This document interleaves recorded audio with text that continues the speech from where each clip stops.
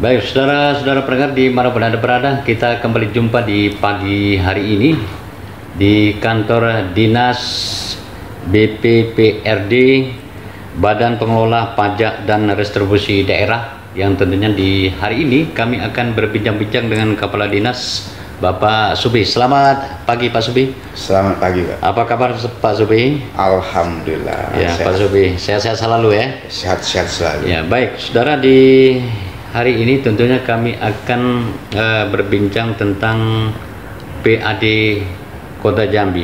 Nah Pak Subi, tentunya kalau kita lihat bahwa PAD daerah ini untuk membangun Kota Jambi khususnya, dan kita lihat Kota Jambi ini sangat banyak perubahan. Nah, dengan adanya banyak perubahan ini mungkin Pak Subi dapat memaparkan PAD apa aja yang masuk untuk dikelola di kantor BPPRD ini, Pak. Ya. Kami persilakan Pak Ya, Subi. terima kasih.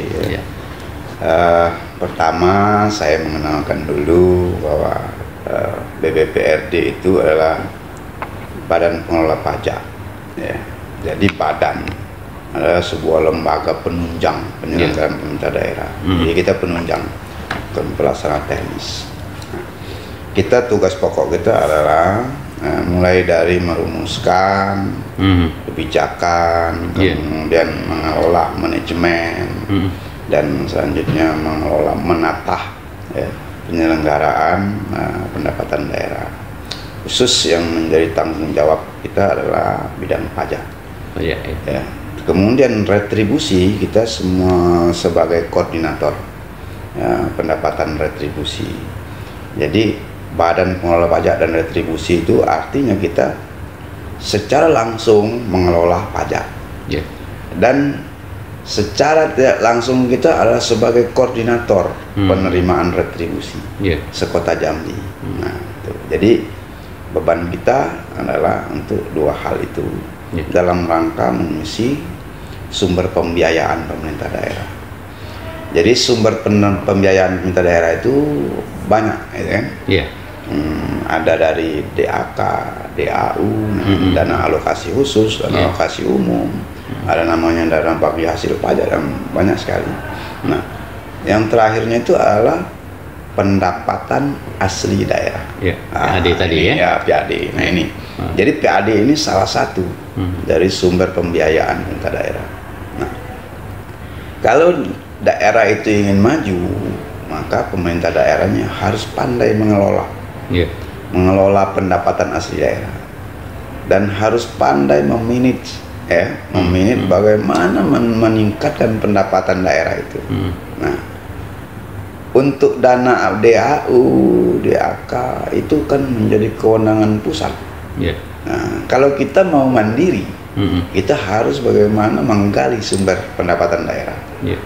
Inilah yang dilakukan oleh Pak Wali Kota, oleh Pak Dr. Sarip Pasa, dan secara duet dia berdampingan Pak Dr.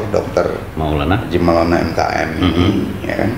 Itu luar biasa menyemangati kami BPPRD sebagai OPD yang ditunjuk untuk meningkatkan PAD.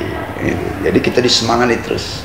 Nah, kemudian PAD itu ada namanya bagi hasil dari provinsi dan sebagainya macam. Tapi sekarang posisi hari ini bahwa PAD terbesar itu adalah dari pajak. Pajak. Jadi kita menyumbang sebesar 256 miliar dari 400 miliar. 400 miliar PAD. Nah, ini kita yang terbesar. Terbesar ya? Pajak itu menyumbang terbesar. Nah, terkait dengan pajak ini, BPPRD tidak bisa bekerja sendiri. BPPRD tidak mampu menggali sendiri. Nah, inilah yang namanya kita butuh dengan semua elemen masyarakat. Semua stakeholder yang terkait dengan pembangunan daerah. Dalam hal ini Pak RT. Pak RT ini sangat berperan sekali. untuk meningkatkan PAD ini. PAD, ya. Jadi PAD sektor pajak ini ada 11 jenis. 11 jenis ya. Itu ada pajak hotel, ada pajak restoran, ada pajak hiburan, ya. Ada pajak reklame, ada pajak penerangan jalan, ya. Ada pajak parkir, ada pajak air tanah, ya, ada pajak PBB, ada BPHTB, dan ada satu lagi pajak sarang burung walet. Nah, saya bercerita yang ini dulu, yang burung walet. Ya. Burung walet ini sesuai undang-undang harus kena pajak, tetapi pemerintah Kota Jambi melarang adanya sarang burung walet di kota ini, di kota. Ya, di kota. Jadi maka kita sementara tidak memprioritaskan dari sarang burung walet, pajak sarang burung walet. Nah, kemudian ada namanya pajak air bawah tanah, ya, air bawah tanah. Jadi sumur bor yang digunakan untuk bisnis, contoh ada cucian mobil, cucian motor yang menggunakan sumur bor itu ada pajaknya. Dikenakan pajak ya. Ya. Kemudian hotel dan usaha-usaha lain yang menggunakan sumur bor itu ada pajak. Nah, itu kan. Kemudian selain pajak air bawah tanah ada lagi namanya pajak reklame. Nah, pajak reklame itu masang baliho, masang apa namanya? Spanduk ya, masang banner itu ada pajaknya. Nah, itu ada pajaknya. Nah, kemudian ada lagi namanya pajak parkir. Pajak parkir ini setiap lahan parkir yang dikelola sendiri oleh masyarakat dan pengusaha itu adalah wajib pajak. Dikenakan pajak. Ya, kecuali kalau yang parkir di jalan umum. Dengan fasilitas umum, itu namanya distribusi. Nah, tapi kalau yang dikelola di lahannya sendiri itu namanya pajak. Nah, itu pajak parkir. Kemudian ada lagi namanya pajak restoran. Ya, pajak restorannya rumah makan, restoran, yang namanya kafe dan segala macamnya itu. Itu merupakan wajib pajak gitu. Wajib pajak semua. Selanjutnya ada lagi namanya pajak hotel. Perhotelan. Ya, hotel. Nah, pajak hotel ini ada namanya pajak hotel bintang dan segala macamnya itu ada. Lihat hotel daripada grafiknya ya, kelasnya ya. Ada kelasnya. Kemudian ada namanya rumah kos. Rumah kos ya. Nah, hotel bintang, hotel melati, dan rumah kos. Ini semua adalah wajib pajak. Wajib pajak ya. Nah, kemudian ada namanya pajak BPHTB. Ya. Pajak BPHTB ini adalah biaya perolehan atas pendapatkan objek ya. Tanah dan bangunan. Itu BPHTB. Nah, yang terakhir sengaja saya sebut terakhir karena ini PBB. Nah, apa itu PBB? PBB itu adalah pajak bumi dan bangunan. Betul. Itu objeknya adalah bumi, bangunan. Ya, sebentar Pak Kadis. Ini melangkah kepada PBB. Nah, mungkin masyarakat kita yang di Kota Jambi boleh dikatakan ada beberapa masyarakat itu yang kurang mengerti gitu ya, kurang mengerti bagaimana untuk menerbitkan PBB. Nah, mungkin di sini Pak Kadis bisa menjelaskan syarat-syaratnya apa untuk mendapatkan PBB agar mereka bisa untuk membayar pajak bumi dan bangunan. Kalau kita lihat bahwa di Kota Jambi saat ini ada juga yang sudah mendapatkan PBB. Nah, ini ada yang bayar, ada yang tidak. Nah, ini bagaimana untuk mengatasi seperti ini? Oke, silakan Pak. Baik. PBB ini adalah kewajiban orang yang menikmati atas objek bumi bangunan. Orang yang memanfaatkan atas objek bumi dan bangunan, ya. Menikmati dan memanfaatkan. Nah, bagaimana cara pengurusan PBB? Nah, itu. pengurusan PBB itu tidak sulit. Iya. Yang kalau dulu orang sampai berbulan-bulan. Betul. Yang ngurus PBB. Nah, sekarang tidak begitu lagi. Ya. Saya kalau lebih dari seminggu itu petugas kita saya jerit ya Pak. Betul ya. Kalau lebih dari seminggu, karena ngurus PBB itu mudah dan gampang. Ya. Cuma memang sering masyarakat kita belum memahami cara pengisian formulir. Ya, POM. Ya, di situ ada namanya formulir itu ada namanya SPOP. Kemudian ada LSPOP ya. Nah, itu ada 2 itu. Nah, jadi gitu. Inilah yang sering kita temui kendala-kendala di lapangan. Betul. Nah, harapan kita dengan melalui pengisian ini, bimbingannya Pak Lurah dan Pak RT gitu kan. Pak Lurah diharapkan paham cara pengisian SPOP LSPOP. Sehingga kalau ada warganya datang ke Pak Lurah, Pak Lurah bisa bimbing untuk mengisi SPOP LSPOP. Kemudian Pak RT juga bisa mengisi SPOP LSPOP. Nah, tetapi kami tetap juga jika ada yang datang ke pelayanan kita layani, tetap kita layani, gitu kan? Ya. Pengurusan PBB itu pendaftaran, kan ada 2 di PBB itu, ada pendaftaran dan ada nanti nama perubahan itu.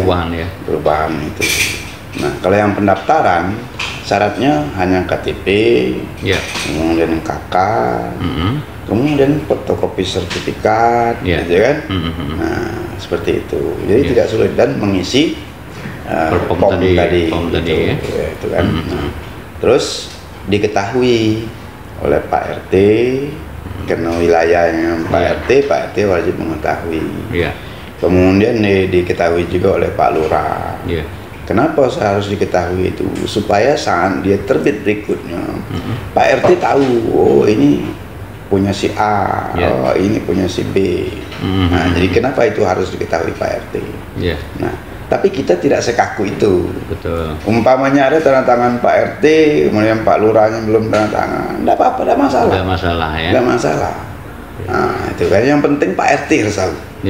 Pak RT terus tahu, karena Pak RT adalah objeknya. Pak RT yang mengasih mengetahui. Karena nanti SPPT itu akan disampaikan oleh Pak RT. Oh iya, betul. Nah, jadi Pak RT harus tahu gitu kan.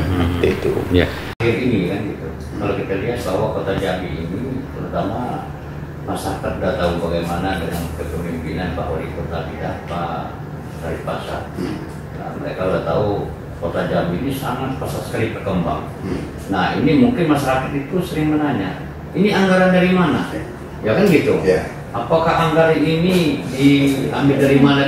Kadang-kadang awam sekali masyarakat ini.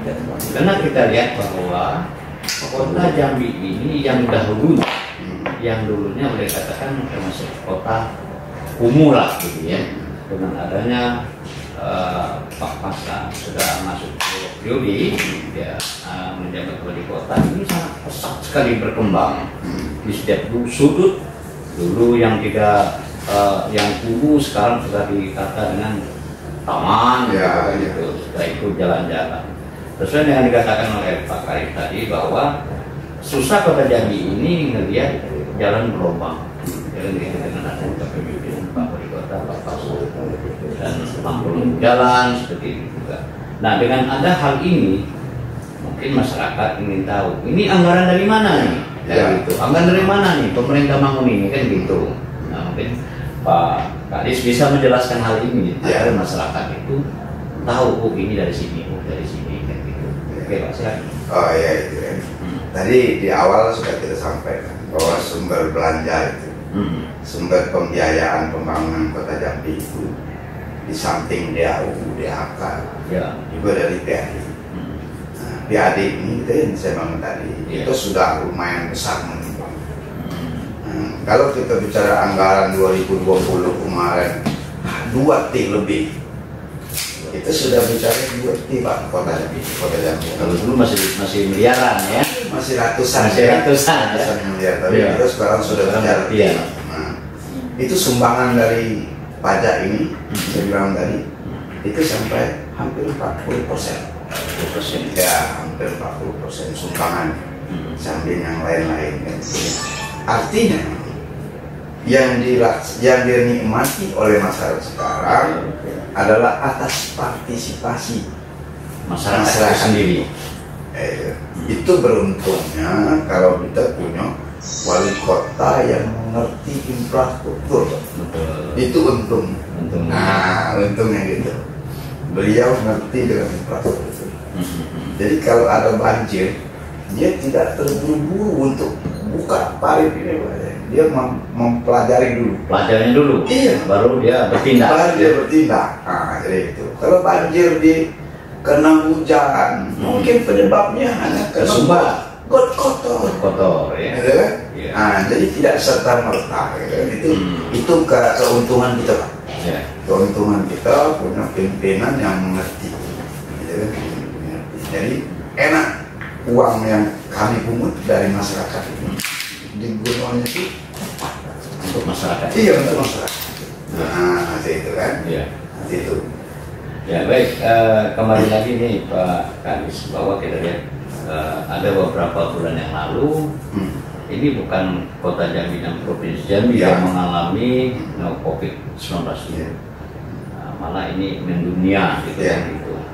Tapi kita yakin bahwa Kota Jambi ini dapat diantisipasi oleh pemerintah kota terutama dengan kerja kerasnya Pak Wali Kota, Pak Pasar mengantisipasi COVID ini. Nah, dalam hal ini mungkin apakah distribusi ataupun pajak ini berkurang dengan adanya COVID ini, Pak?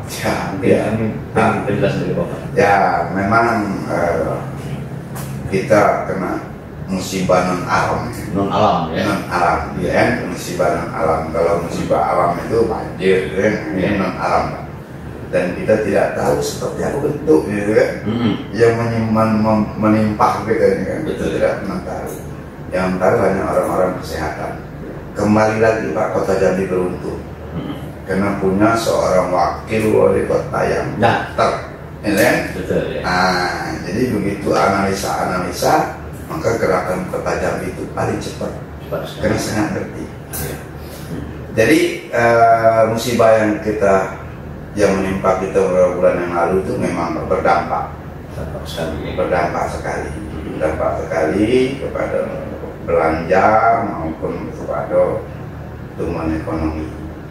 Nah, tapi Pak Wali sangat sikap, melihat warganya begitu langsung ada sikap ya, ada sikapnya. Nah, bagaimana dengan melihat pertumbuhan ekonomi yang anjlok? Tentulah pajak menjadi anjlok. Nah, akibat itu juga akan tanpa pengangguran. Pak Wali melihat itu dari sektor pajak, beliau membuat kebijakan. Jadi ada kebijakan kita kemarin membebaskan pajak hotel, hiburan, restoran. Nah, itu air tanah kita bebaskan beberapa bulan.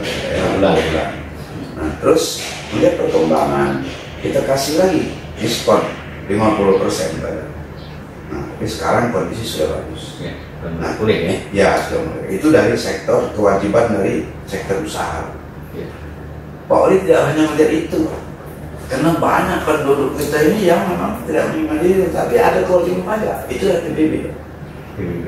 Nah, ini kebijakan yang luar biasa yang saya kira patut kita ini kan di situasi anggaran yang sulit. Pak Wali berani mengambil itu.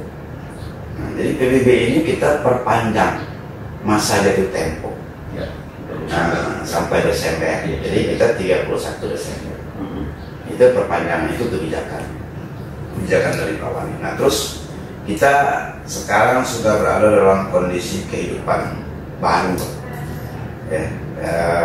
Maka kami dari DPRD minta izin kepada Pak Wali untuk melakukan terobosan.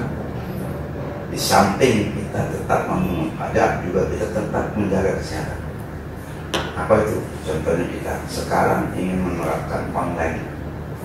Ya, jadi pembayaran pajak itu tidak perlu lagi datang ke sini. Kita bayar online. Ya, online. Jadi cukup bayar di bank Jambi. Ya, khusus PBB, memang kita ada kerjasama dengan 9 bank, dan 1 PT Pos. Nah, tapi untuk pajak yang lain kita sekarang masih dengan Bank Jambi, dan ini akan terus dikembangkan. Nah, jadi bukan hanya pembayaran, kita terus kita lakukan upaya-upaya terus kita lakukan untuk menambah gairah masyarakat untuk patuh terhadap pajak. Itu karena pendaftaran, pelaporan pajak itu juga kita siapkan secara online. Jadi harapan kita tidak ada lagi masyarakat itu yang ngantri gitu.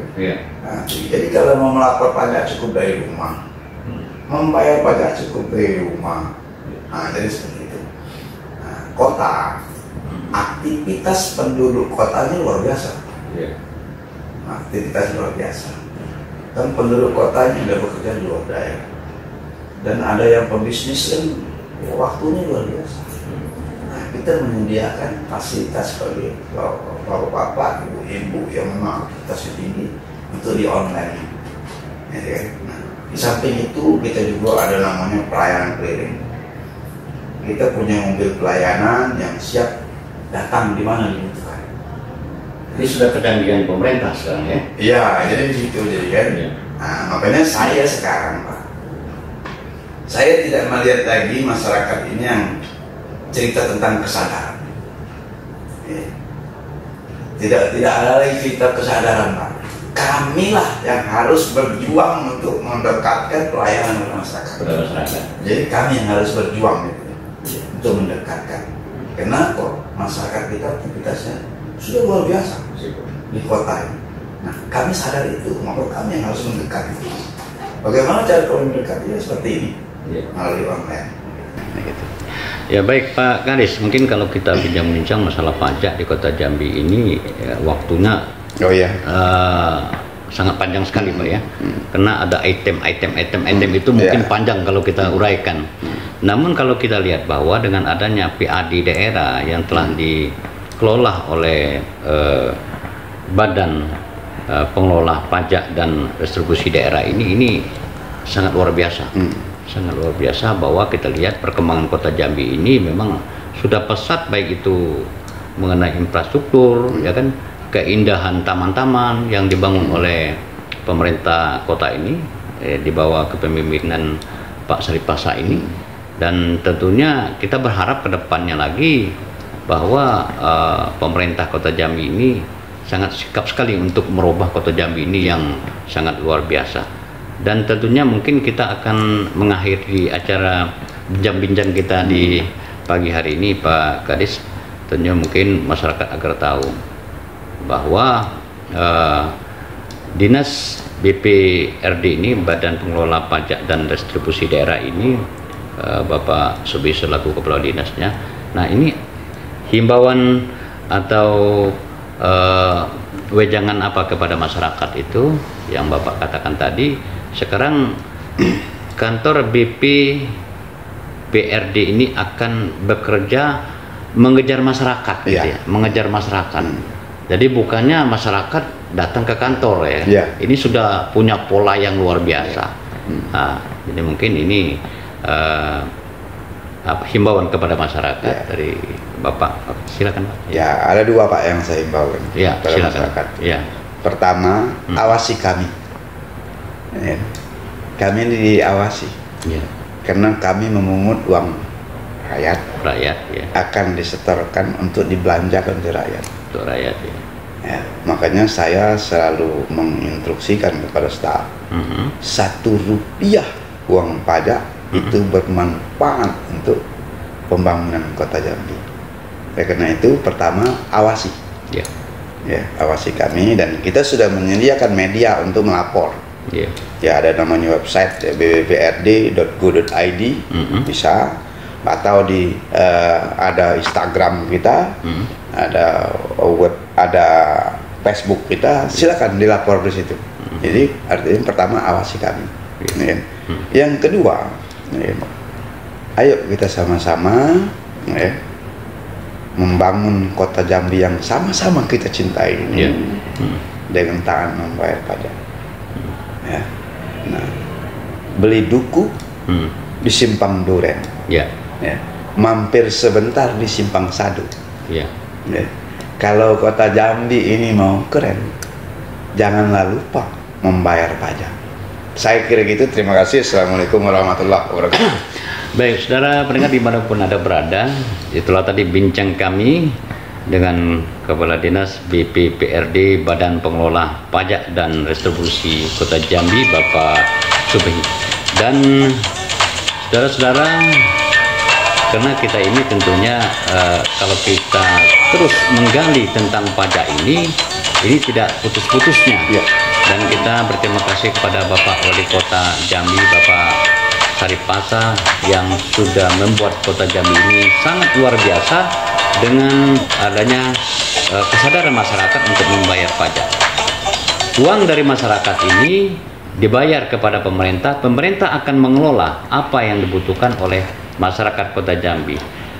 Sekarang sudah kita lihat bahwa infrastruktur, keindahan daripada taman-taman yang sudah dibangun oleh pemerintah kota yang dibawa pemimpin Bapak Wali Kota, Bapak Saripasa. Dan tentunya kita akan mendoakan bahwa kedepannya Bapak Saripasa akan lebih eksis lagi untuk memimpin. Terima kasih Pak Kadis. Kita jumpa kembali dengan waktu dan waktu yang sama. Selamat pagi.